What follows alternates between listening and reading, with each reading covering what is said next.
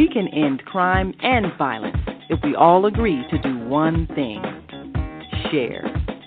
Let's share our wisdom, share our time, share our talents, share our finances, but most of all, let's share our love. This is the Female Solution.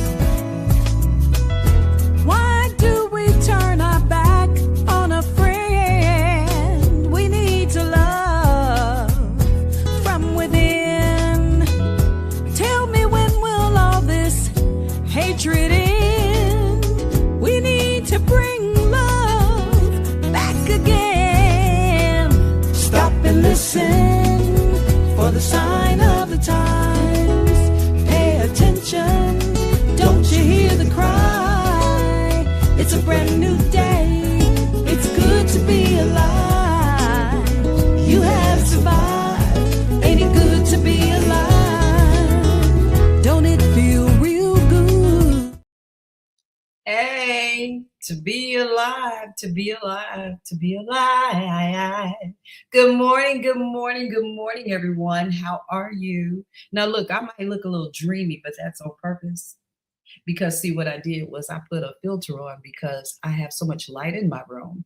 And I didn't have time to go and try to pull everything down and close off the lights. So you're getting the full view effect with a little filter from the sun. All right. How y'all doing this morning? It's great to be here. Of course, I'm your guest, your host. Well, maybe you could be my guest and I'll be your guest too. I'm just fumbling all over the place because you know how I get started in the morning. I got my cup of coffee, but it's not coffee this morning. It's my pomegranate juice. And I'm going to take a sip and say, welcome, welcome, welcome, and welcome, and welcome. Welcome to Coffee Break Live with Senabella today. I'm excited to be here as always. I'm looking forward to today's podcast because I have a wonderful, wonderful person in the room who I have a very close attachment to. But more important than my attachment is that individually, she's just a really, really, really outstanding sister. And she's done some dynamic things. So if you're here in the room with me, you know what to do. Get ready to comment. Have a good time. Let's talk about the things that we're going to talk about. And we're going to find out, what is this connection of communication as human beings that we need to have in order to advance our lives so we can go forward? We're trying to go forward, folks. We're not just trying to talk. We want to have communication. And Kaya is an expert in communication in many ways. She's just a dynamic sister. She's done some marvelous things. I'm going to pull up my notes real quick so I can talk about her, like not just as someone that I know, but someone that you should know as well if you don't. And she's seen as a visionary, and she's held position as editor and CEO of arts organizations. Her overall work history on the media side includes positions editor-in-chief, executive and contributing editor, writer, reporter for newspapers and magazines. She's contributed her skills as a multimedia and public relations consultant, accumulating a significant number of years and experience as a seasoned executive journalist, publisher, public relations and media training, marketing consultant for internal and external communication. Woo! I told her this morning, when she came into the room before we got started, I thought I knew you, but then, when you read about the person that you know, that gives you a whole nother established kind of feeling for them. So I feel like I should go, yes, Kai, yes, Kai. So without further delay, I'm going to bring Kai into the room, and I want to say good morning to those who are here. And right now, let's see what we got. We haven't got anybody speaking, but you can talk to me. So go ahead and let's get started. I'm going to start the conversation so we don't lose a moment, and you can get in here and have a good time with us as we talk. To everyone here who's listening and out there who's going to be a part of what we're doing, which I know you will, I'm Senabella, and guess who's here today? We have Kai Zabar. Good morning, Kai. Good morning. How are you? I am fine, and you made me smile. I'm just tickled. You're the one. You're the one with the long resume and all these wonderful things you've done. I've been consistent, in the world that I'm in, but you have done so many fabulous, beautiful things in the creative world, and the world needs to know more. So we did write a story about it, so that's still available online about Senabella. She was a cover story at CNW Media. So check us out at the paper online. Wonderful, wonderful. You did do that. Good morning, JJ. It's good to see you here this morning. JJ's in the room with us, Kai. She's Hi, JJ. yeah, yeah. So as they pile in, one of the things I tell them, I encourage them to comment and for us to have some kind of like three-way conversation. So just in case you're saying something, they want a little bit more insight, they will ask you. And you are definitely the person to ask because you were probably like overwhelmed, I imagine, sometimes with news, right? Absolutely. And, part of being in the leadership position, you have to determine what is worthy of your time, to share with the public because everybody's sharing the news. So you want to make sure whatever it is that you choose to share and report, you have some sort of insight and expertise to it. I'm talking about on the spur of the moment. So that you get it right, because it's important that we make sure that we provide you with factual information. Well, media has changed so much in a short span of, say, let's just say the last 3 years. We Yes. can go back to the last time we sat at Urban Broadcast Media in my office together. That's what, 2017, 18. And we were Mm. talking about News In. And at that time, I think you had just completed your tenure working at the Chicago. Chicago Defender. Right. And news Yeah, was changing then. So absolutely. what has that climate been like for you from then to now? Well, it places the media as we know it on the brinks of destruction. We have gone from being very, very uh, determined and decided about when you're writing about the news or when you're reporting the news, that it's factual and that it comes from you and the research that you as a reporter had done and provide to your listening or reading audience. Mhm. Today, there's AI.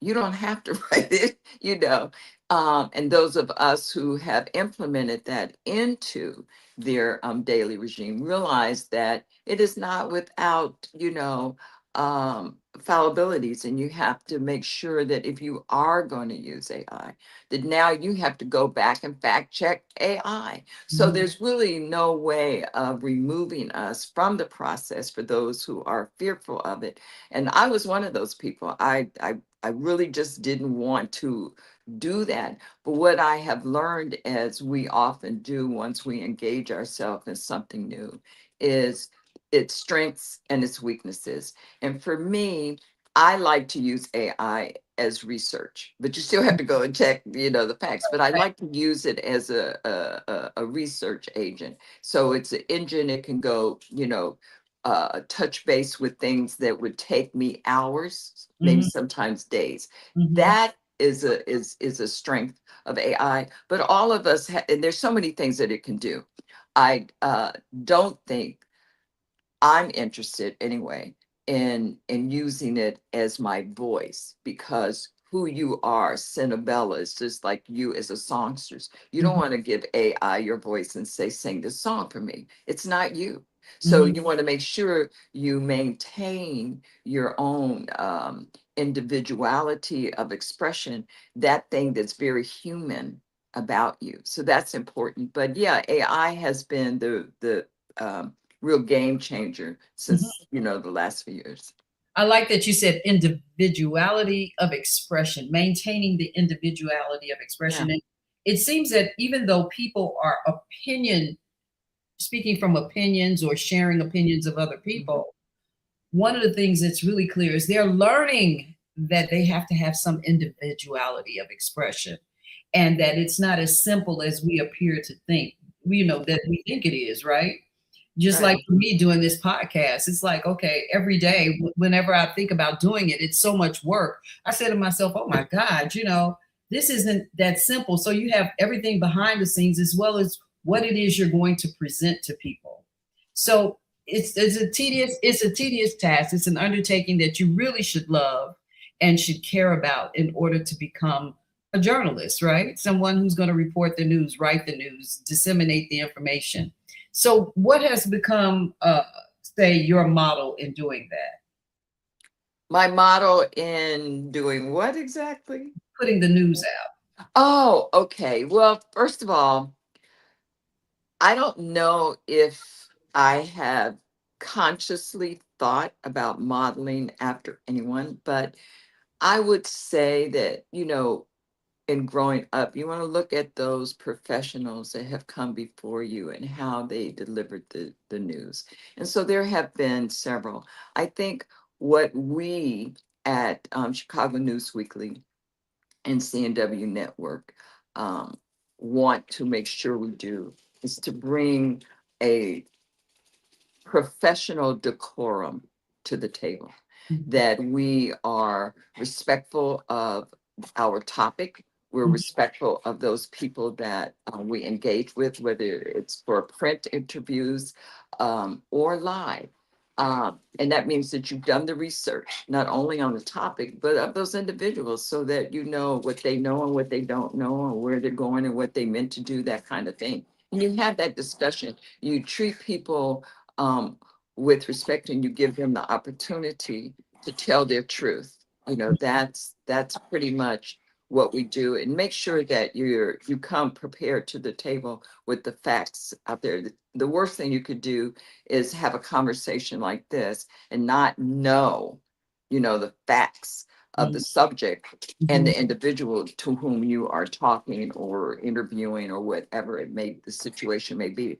And that could be disastrous. So we always want to come to the table prepared. I would say that's the model. Come prepared. Yeah, yeah, I agree with that. It's not like you're talking to your family, you're talking to the world, right? You're speaking to the world. Right. So, speaking to the world, one of the things that what we're discussing today is the communication between ourselves, right? What is the Yes. communication? How do we predict the forecast of good communication and how it has helped to aid us in, say, how we're moving things forward in the world? And that starts with the communication that you always speak of. You say, we've got to talk to our kids, we've got to share this information. So, why don't we get into that a little bit? And start to try to bridge that conversation so that we can be on task. Well, I think that, in fact, it came up in a conversation that you and I and the other people were engaged in, exactly what you're saying. And the important thing is to understand that first, that each of us, in sharing any kind of information, um, people who are not researching that information, they are taking it, you know, um, from us and accepting that it's true.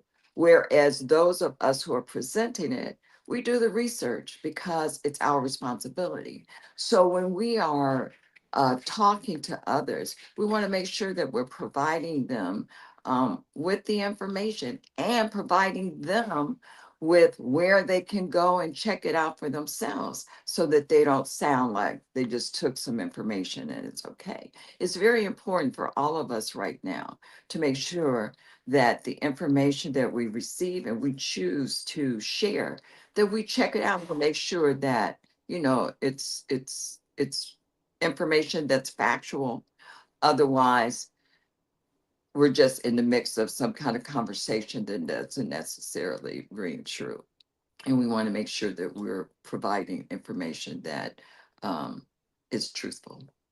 Well, one of the things that I find that is kind of difficult for me when I'm reading or discovering news like the deaths of two of our great people in Chicago, Spencer Lee Jr., God rest his soul, he passed. And I Yeah. kept looking for the information that would tell me what happened to him. And I mean, it was like trying to find a needle in a haystack.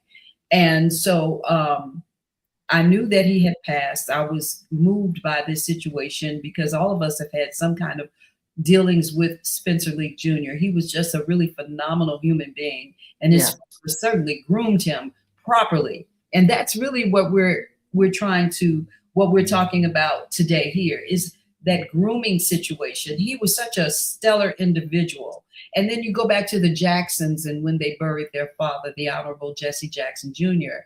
And that same instance was there. That grooming was there. They were prepared to speak. They were prepared to move forward.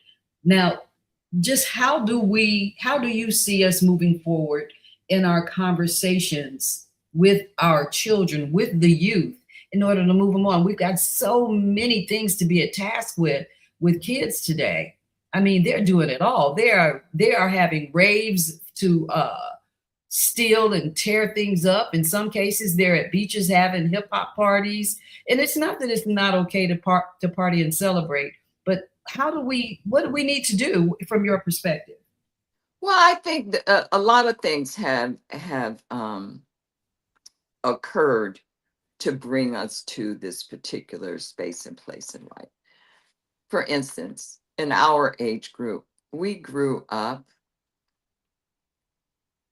with it being mandated that we respect our parents. And our parents were of that generation where they demanded it. They were, and they got it from us. Things changed. Our culture was directly impacted by drugs. Our children became parents earlier than they were prepared for. A lot of them were engaged in things that took them outside of a sense of responsibility. So you have very, very young mothers without fathers necessarily being engaged every day with them raising their children. And they're still kids. And so they grow up, if they're 15 years old giving birth or 13 years old giving birth, they grow up with their child. Hmm. And you see so much of that. And then you have other kinds of things that infiltrate that the psyche there and the lifestyle. And so our children are without the kind of supervision, the kind of authoritative instruction from parents that mean what they say. If I if I'm 16 or 17, I don't know, maybe 25 or something, and you're 10, yeah, 15, okay. We're on the same wavelength. We become more friends than we are parents to our kids. And they are going the same places, doing the same things. The ability to really distinguish the roles become blurred. And so we have a mess. We have a lot of this. And it's scary because we haven't really taken time. When I say we, I'm talking about as a people, to say, this is happening. And what can we do to change it? And not depend on those governmental agencies, welfare, whatever it is, that's going to take the problem. Where are we as an extended community, as extended family? That's what has to happen. Our children are besides themselves because they have been raised by children who have not been taught to be responsible. Well, that's the point I was about to interject. While you're speaking, I apologize. But yeah, my mother was a young mother and she had 16 children. She eventually raised 14 that lived, right? Mother and father. Right. I think the difference is that not so much that they're young when they're having the children, is what were their instructions as they were coming up. Our parents were young. Oh, my grandmother was 15 when she got married, That's what so I understand that. But yes, in the context that you're I'm speaking of, that's what we're talking about. They had instructions. They had a community that had a standard. And Right. our community is so divided, whatever the standards are, they're just wherever they are. And so we encounter all these different types of youth and adults who have not Yeah. been necessarily fully raised and say prepared to come out. Even if I have to say honestly, I even encounter young girls and guys who are gone to college and just as wild as they can be. So it isn't about the education always, but it helps. Education does give them the advancement to at least hope and to provide a better future for themselves. But when you start thinking community, that's where the instruction becomes important. Because when we step out the door, like my mother used to say, don't you go empty that garbage looking like that. Go put a scarf on your head or something. You're not going to leave the house like that. Girl, please. Now, buckets are norm. Yes. So what we're talking about when we talk about education, because generations before the current generations of our parents, they were not necessarily college educated. Some of them had not even completed high school. But one thing we know to be true, Isabel, is that they were intelligent and that they utilized that intelligence out of respect for what their responsibilities were and what they had to do.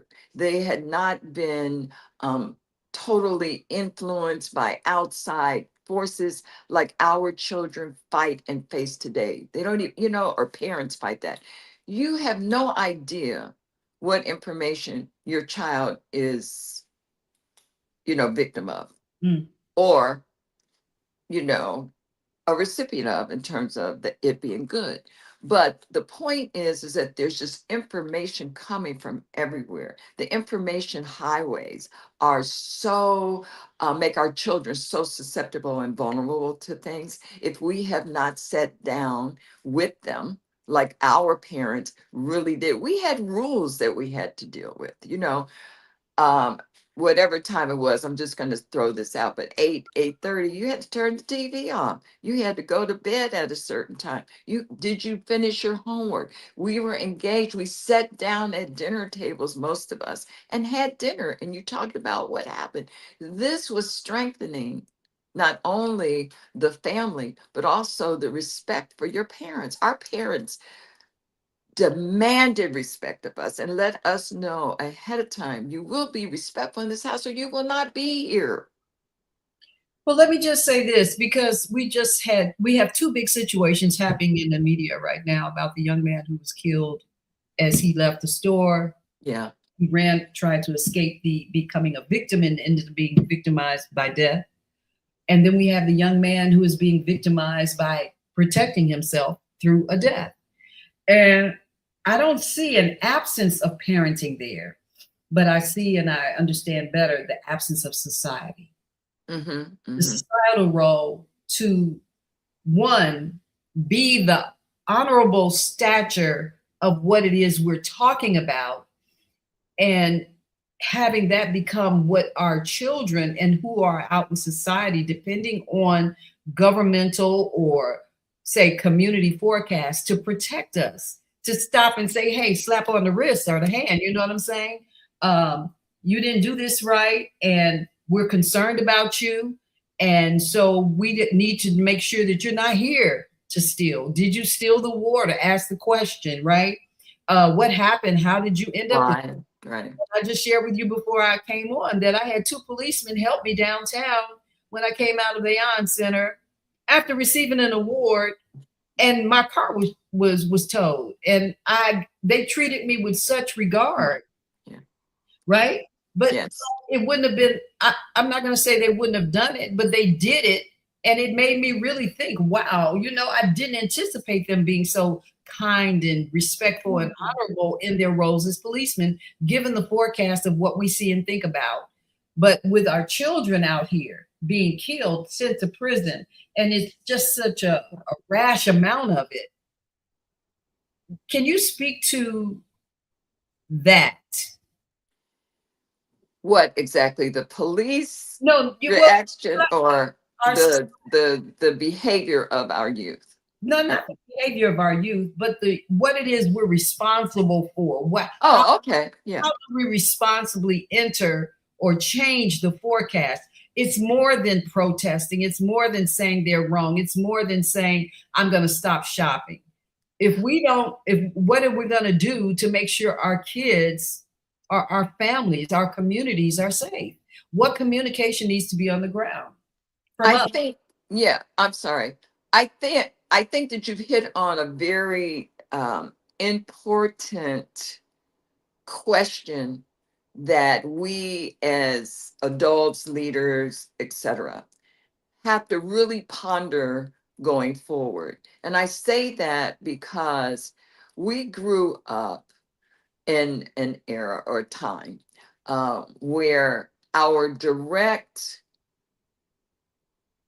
education of leadership and human respect and regard came directly from our parents, was supported by our community, um, our teachers, our ministers, imams, what have you.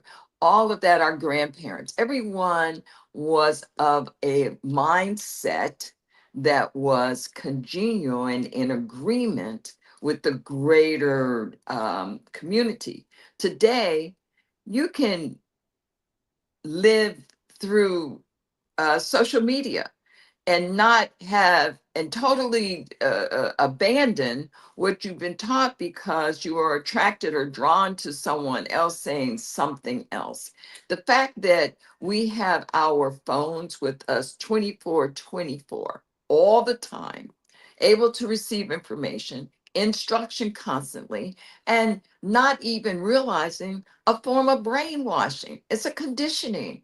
And so you're talking to your child, but they hear you, they're like, yeah, but they are more tuned in. They spend more time with their outside social media, trust me, than they do in discussion with you or any adult. I want And this to and respond this is a problem.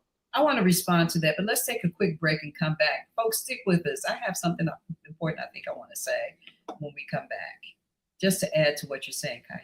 We'll be right back. Let's take this short break. Remember to like and share this here content. We'll be right back with Kyle Zabar. When you see Black children misbehaving in public, being loud, disrespectful, and destructive, do you think to yourself, what they need is a good beating? That's what's wrong with these parents. They don't know how to discipline their children. Were you disciplined in that way? And did your parents also call you stupid, ignorant, and lazy? That's the way you break a slave. You terrorize them with constant fear of painful punishment. You teach them they're powerless to speak up. And you insult them so they feel like nothing. We were broken by parents who were broken, by parents who were broken. It's time to end the cycle of brokenness and bring healing to ourselves and our communities by using knowledge, respect, and love. We'll show you how. I'm Naima Latif. Get the book Slavery, The African American Psychic Trauma. On sale now. Go to www.naimalatif.com. How about that? So there's a Powerful, insightful. yes. Naeem is quite insightful. In fact, she is the executive producer and founder of the Female Solution.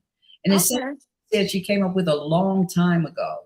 So all of the people here on this here in this broadcast area with that have put up podcasts and stuff here at Female Solution came through her selective process, and to make sure that messaging goes out from in different voices, right? And so Yes. just speaking of voices and different messages, it is important that the message that the children has is the same one society has. Well, I think our orientation, to your point, to society, um, was very different because we didn't have the social media world and all of those things that are But just guys, before you go forward, but we did have the voices of the church. We had the voices of the community. We no. And it's like I'm yeah, going there with you, but what I'm saying is the way we received, okay, and the way information was imparted to us was more natural and humane. because if you were going to the church, you were a participant in it, or you listened to it on radio. But the bottom line is that you engaged in it on an entirely different way of how we engage in the world today. And I think that, like I was observing, I want to go back. I think that, and I'm leading to what I was observing the other day, were like maybe four young women, they could have been anywhere from 14, 15, 16, that kind of thing. They were all in a group, and I'm really looking at them, and they all have their phones, and they're on their phones, and they're laughing. They were actually having a conversation in the space of each other through the phones. And I thought, oh my God, what is going on? That is what we're talking about here, that there's a disconnect in our abilities or choice to actually engage with one another, and yet the human calling says, yes, we want to be together. So they're together, but they're not talking. Right? I don't experience, You think that this is Senabella's beautiful voice or tenure of her whatever, and she has the opportunity when she's talking to me to express that feeling, and she starts singing. All of this is being interrupted by our dependence on technology. It takes away from our human expression, right? And we think we're really experiencing one another. No, we're not. but We're how does that relate to what is happening though? The violence. that's how it relates, because our children are so disassociated with reality, and they don't know it. I'll give you Mhm. an example. I'm trying to, oh, when it was Laquan McDonald, we were marching, and this had to be 2015 or 2014, I think 2015, 2016. And we were on Michigan. The police were lined up to protect those stores because we were, on the Gold Coast, and to protect all those stories. And I can't remember his name, but there was one group marching up Michigan, and then Reverend Jesse Jackson's group was coming up Chicago, and it was like this: we're going to intersect. And I watched the young people with, I can't think of the young man's name, the group that was leading the young people, going up, approaching policemen standing in what do they call it, riot gear, doing stuff in their faces like this, just aggravate. I was like, what is wrong with these kids, right? And having no reality that policeman may beat you with a stick in a minute if you keep agitating him. You don't do that. And I That think also that they're not aware of how the law protects them. And if the law isn't protecting them within those rights that they have, if they are not even instructed properly in how to go about using the laws that we have in place in order so that everybody can do what they're doing. But it does first start with some decorum. There you go. And we've lost that because we're not engaging directly with one another. We're Some hiding of behind. that you people wanted their kids to be able to speak back. And Yes. my house, it was like, oh, you're gonna wait till my mother finish, right? Right. My daddy finish. But Right. today, every kid and every person thinks they have a voice. So when they're outside and something happens, they all in your face, telling you how they feel and what they think. They're not thinking of outcome. They're thinking of just being present, having their opportunity to say, I know my rights, I know the laws, but you're in front of a person who may not know that That's or right. And care about. we do want them, because this is not a discussion, that, Senabella, about taking away anyone's rights, denying them self-expression. That's what we live for. We wouldn't have a Senabella if you were not, personally self-expressed. So we're not talking about suppressing that. We're talking about the word that you just mentioned, decorum. We're talking about protocols. We're talking about, rules of engagement. These things are important. And somehow we have failed our younger generations and not conveying or really teaching how important that is in terms of us communicating with one another. Like, I have to listen as you are speaking in order to respond, right, to what you are sharing. There's information that you impart that can be of big service and contribution to me and may even extend my life. But if you're so busy, just ready to say something without acknowledging that there's some information over here that can be helpful, that's a loss. And so we have a lot of that going on. I may have shared with you one day I was in the South Loop crossing the street, and there was a group of children on the other side of the street coming towards me because we were crossing together. And one of the little girls was walking backwards because she was talking to her people. So she doesn't even see me, and her friends don't say, watch out, whatever. So I put my hand up, like this to stop her from running into me. This was her back. I didn't do anything like that. I just put it there to stop her. She turns around and starts cursing me out and saying, don't touch me, don't touch me. I was like, what? Wait a minute, little girl. And I did that. I just went into that one. I said, you ran into me because you were not watching where you were going. You were walking backwards. And why would you do that crossing the street? There's traffic that still could come that way, regardless if we have the walk light. You don't know what these people are going to do. So you just gave that up, your responsibility. And that was also your responsibility to pay attention to who's walking in front of you. So all the other kids, "Ooh," and I said to stop that. This is not what that's about. Now, I'm only sharing that with you not to get into the whole thing, but to say because the way we grew up, the way we were groomed, we're the adults in the room, and we are going to teach in that moment. All right. That is not what's happening on a huge level at this time. And a lot of people in our generation have just given up because they scared the person gonna shoot them or something, which is legitimate. I mean, what do we do, Senabella? We have got to corral our children, our youth back into the room and earn their respect because apparently right now they do not respect us, right? So we have to earn that. But we have to also communicate to them that we have so much information and knowledge that can be helpful to them to be themselves. We're not trying to tell you how to be, but we are talking about the tools you need to navigate going forward in life. Right. And I think that some of the responsibility that we've had, which I have undertaken with my adult children, Mm-hmm.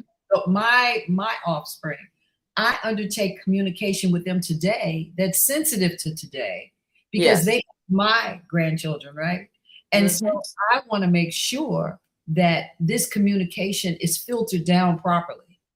And in order to do that, we have to be sensitive to what's happening. But more Yes. importantly, it's not so much that you have a voice, it's what are you doing with your voice? So when you choose to say something or do something, even if it's in a moment of quick reaction, thinking that something you did was not wrong, like the young lady with her walking and you having your hand up to protect yourself, because you realize she's not paying attention, but Right. she doesn't have the social, we call them social graces and all kinds of things, but at the end of the day, our society lacks any social discipline. Every It's true. ethnic group of people, I'm just going to say human beings as a whole, they're getting on and saying any kind of things, doing all kind of things, and it's inciting all kind of violent reactions. Yes. And people Yes. who are already thinking violently now feel like, hey, it's a good time for me to go shoot up, bang up. It's a good time for me. This young man who died, who was the co-owner of chemistry, Yeah. for him to have died the way he did, right in this right part of his life. And let me tell you, the food and his work and stuff was phenomenal. And many of ours are being lost, ours being the human race. I just Yes. want to be really clear about that. Yes. I'm just I'm tired of hearing about people dying, being killed. I'm tired of people feeling like it. I love that people want to apologize and now talk about, well, we didn't do this and we were racially profiling you and all of that. I get it. That conversation is important. But what is the fallback, right? Now that you express that you realize that these things are wrong, our children, ourselves, we still need to learn how to accept apology. We need to learn how to deal with apologies. Apologies are just not a set standard of everything's going to be okay. Right. And that's another big part of the communication. It's not okay. Now, if those policemen who were kind to me that day, they took me down to go get my car, right? The way that they instructed themselves with me, I walked away feeling like the queen of everything because they cared enough for me and respect to get me to my car and make sure I was inside properly and taken care of. And I'm just a somebody out here trying to figure out what happened to my car that I paid for to be parked here, right? But if we all took that moment and we stop and think about how we're interacting with someone, even in a crisis, even when my car was missing, I didn't go, oh, they took my car and go find the police. You know what? They took my car. Had I approached them that way, it probably would have been a different outcome. Yeah. But because I chose to say, excuse me, sir, I'm sorry, but I think my car is towed. Can you help me? And then he looks me up and down and he begins his dialogue with me, which ends up being a 20, 30-minute piece that could have been completely different right at the Blues Fest at the Aeon Center downtown on Randolph. So we need real coping mechanisms right now to get to communication that is not just about how I feel. Well, I think that you hit on a most important, uh, point. You approach them from a space of mutual respect. And basically, most policemen, they don't want to be in the shoot ups and the bang bangs and the horrific things that result in someone's death. They really just want to be appreciated and valued. Most of them, not all of them. There are some who have malice intentions, but you understand what I'm saying. And you acknowledge them from a space of respect, and all they could do is respond like, yes, we want to help you, how can we help you? And I think that um, all of that, the engaging and how we engage, has been in many ways misinterpreted, by our youth. They might think you're sucking up, whatever they want to, however they want to call it, but the bottom line is that you are seeking to communicate in order to accomplish what you want to accomplish. And that was, where's my car? Are y'all gonna help me? And I need some help, I right? need some help. I'm dressed up And and there's not not ready to walk down the pavement to go right, look. and there's nothing wrong with that. And they ended up assisting you. I just feel, Senabella, that I don't even know where to begin, but I know we just begin where we start, if that makes sense. Uh, because there's so much needed in terms of our voices right now. Otherwise, we can leave this planet and not have contributed to the growth and evolution of our youth right now. If Or we're not talking to our right, lives will be the contribution. right, And right. And instead so of that's important. being a part of an example and succeeding in life to see what Right, our actions and words were, we now are death memorials to whatever the new right, structure of the planet right. is going to be made into. And I just want to say one last thing. We're of that generation, because I'm older than you, but we're of that generation where we were taught to be of service, not just to ourselves, but to our communities. We wanted to make a difference, in the growth of our communities. This is just something innate in us. I don't do it for the glory or for that. And when people recognize what you're doing, that's all the better. But you do it because it's something natural for you to contribute and making a difference in where we're going. And it's wonderful when other people see you, but that's not your motivation.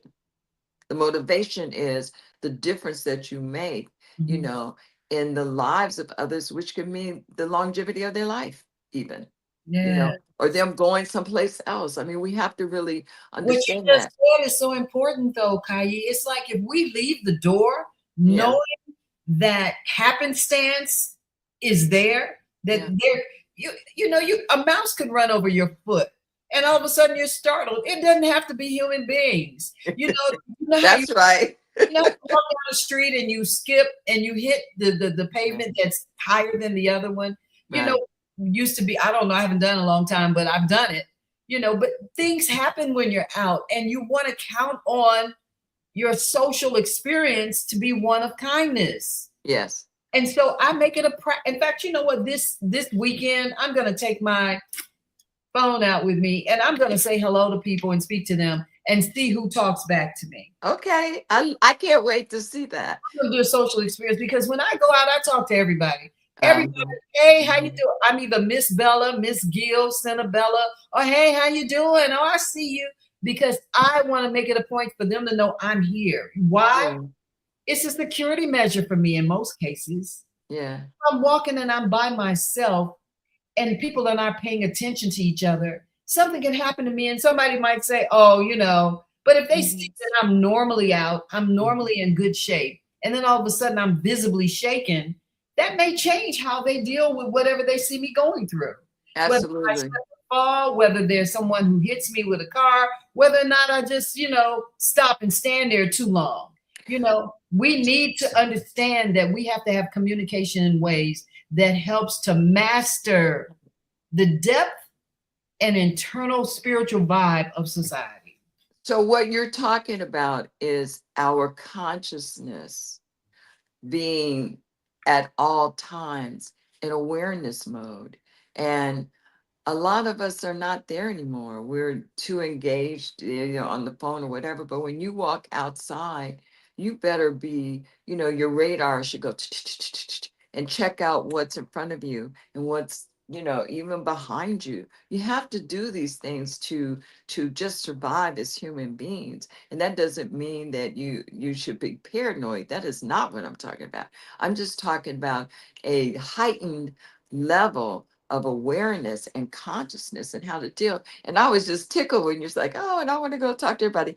That, I mean, you and I are social beings in such a different ways. I find that fascinating. I'm not that person, even though I think I'd like to sit back, observe it, and write about it more. Of course, I'm going to interview some people, but you just have that bubbly personality and curiosity and engagement that has done what fueled and provided you the kind of beauty that you contribute to your music, and that's that. The differences I'm talking about are the things that make us all unique individuals. No one or all of us are alike. And we have to learn to be respectful of our differences and see the beauty in it, right? And I can say, oh God, I wish I could sing like Senabella, but I can't, at least not yet. Or call us Saeed, or I wish, yeah, I hear all that. you know One but of the it's things really about us loving each other is really what the word I wanted to use. Kai, one of the things that I do see in society today is the love fest is real with black on black love. Baby girl, what? Oh my God. It's like if I'm in the supermarket and I see a group of Gen Xers and I say hello, they're so hello and they're so excited to talk to me. And I'm like, oh my God, it's wonderful the whole love fest in that regard. But when we're talking about other things, I want to make sure that we can put a stamp on this that speaks to uh, the love in communication Yeah, and yeah, how that's packaged and how to use it properly.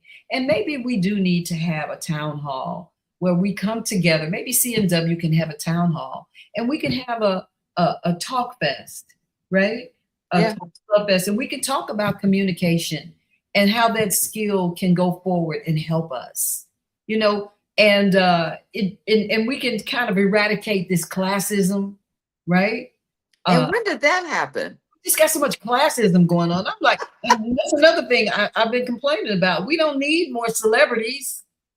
We need more leadership. We need more, and even leadership. We don't need more leadership. We need leadership to be within us. Like even if when I was in school working with the kids, one of the greatest things that I did was find the children who wanted to be out front.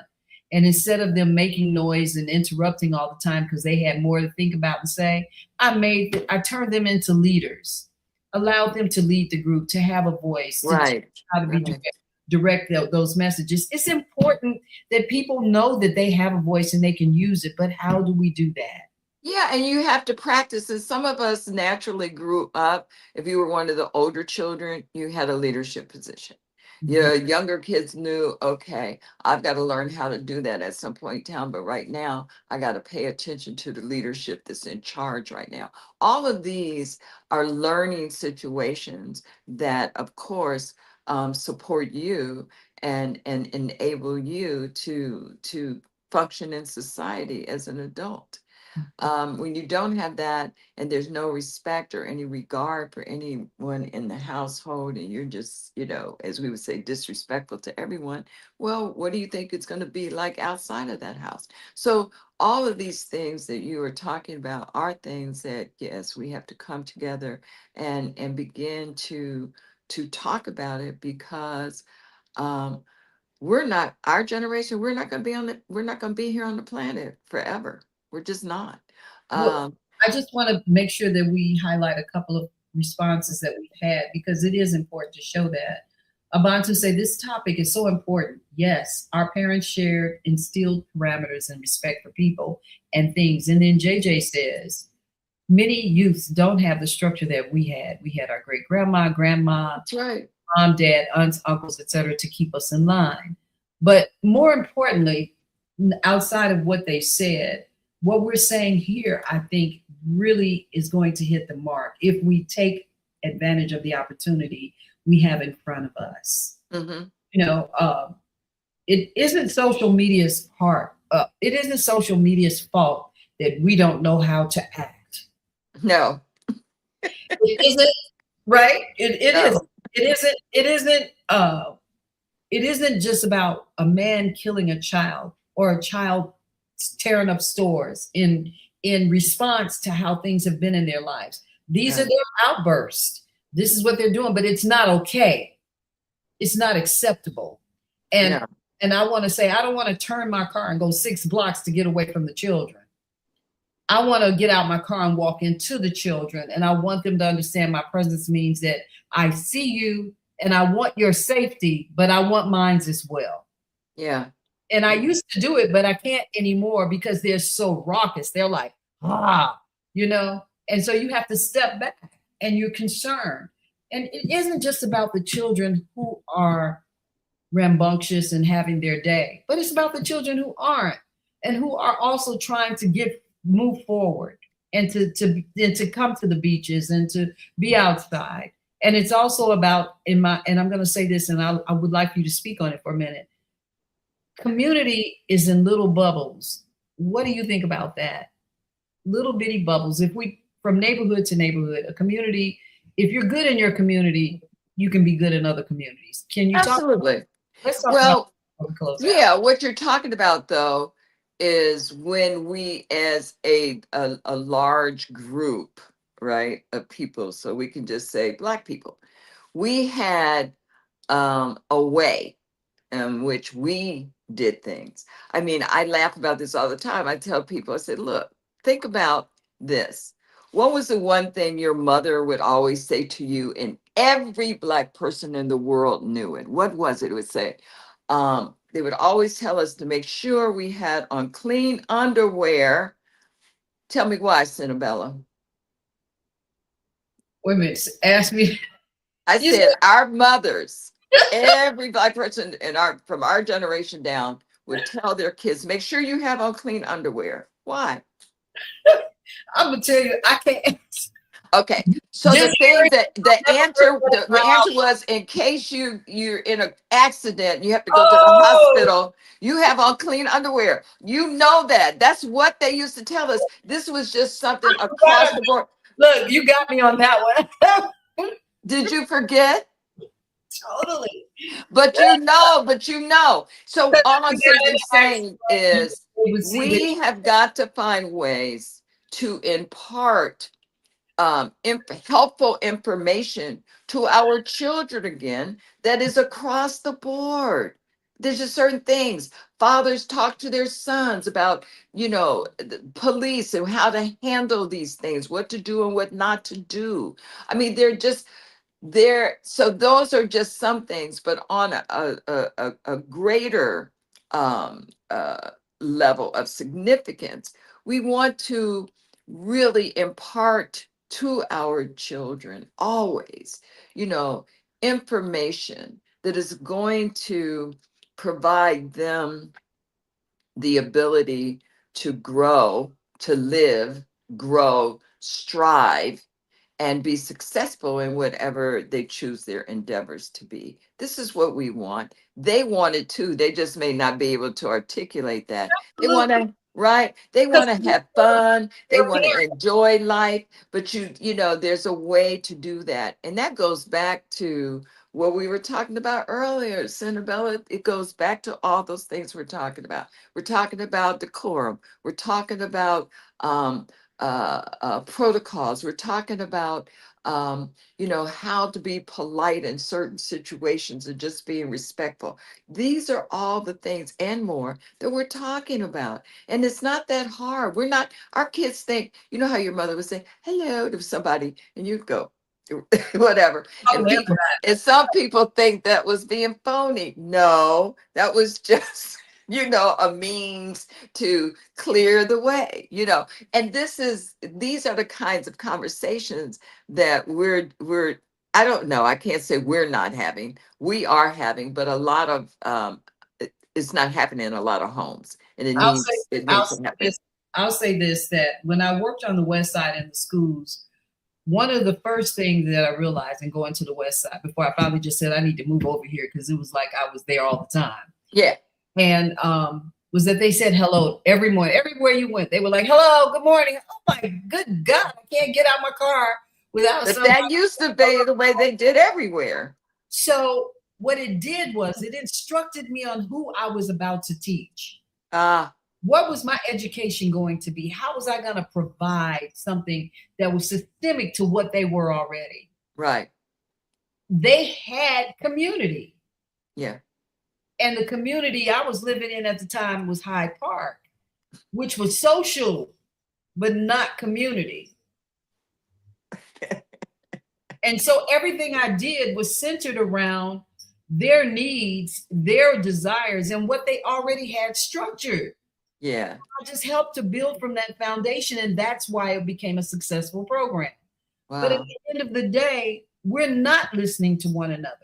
No. We're not caring for one another, and we listen waiting to do something different. Yes. Everybody wants to be a superstar, either online or in music, in dance, somewhere, not realizing that if you're a good mother, if you're a good sister, if you're a good wife or husband, you are a superstar. It's not about, and that's what this new social media world has done, is made everyone envious of something that is frivolous. You know what I'm saying? It just is. It comes and goes. Just be good at being self-expressed and being a decent human being first towards yourself. Respect and love yourself. And that enables you to be that way with other people.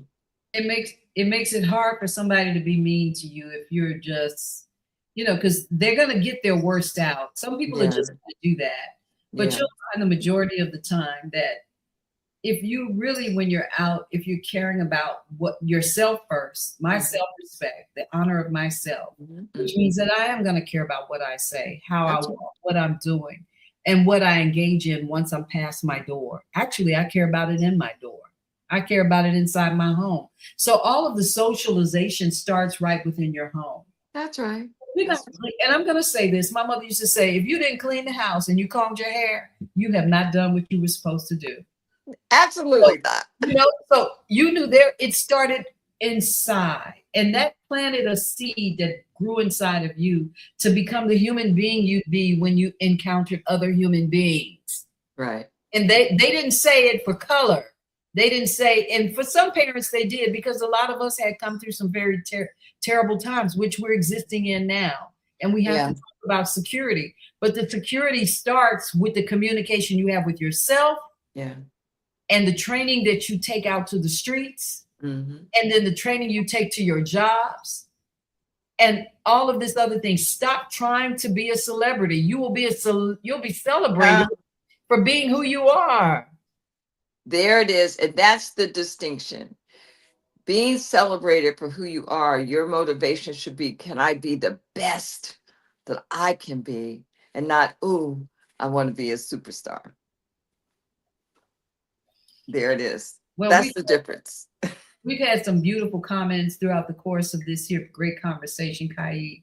And I want to thank you so much for loving and respecting me and honoring me enough to come here and show up today. You are one of my lights. You're my best bestie. And you're also my mentor. You know, I absolutely love and adore you. And I know all those who know you love and adore you. And I'm so happy to present you here today on Coffee Break. And just take a minute and say something before we close out. We're already over time, but I want you to have your. I just want to say it's mutual, people. I love her dearly, and everything that she said about me is true of her. I'm just so happy that we took this opportunity this morning that I get to share with her fabulous audience. Thank all of you. I know that you're beautiful people, and whatever you got from today, just take it and run with it, because I want to see your beauty expressed throughout the world. I'm throwing up these here last little comments because they're cute and we didn't get a chance to say them, but they are really something. And I'm really happy to see my dear friend Aaron Johnson in, and he says respect. Have a wonderful day, everybody. We're about to close out. This is Senabella and Kai Zabar of Chicago News Weekly. And we're going to talk about their town hall thing too. You can believe I'm coming back with that. Okay, I'm ready. You all have a great day. This is Coffee Break Live. And hey, it's the weekend. It's the weekend. We're going to talk the weekend. Inside out. Inside out. Love you guys. Have a great day. Love you all. Thank you so much.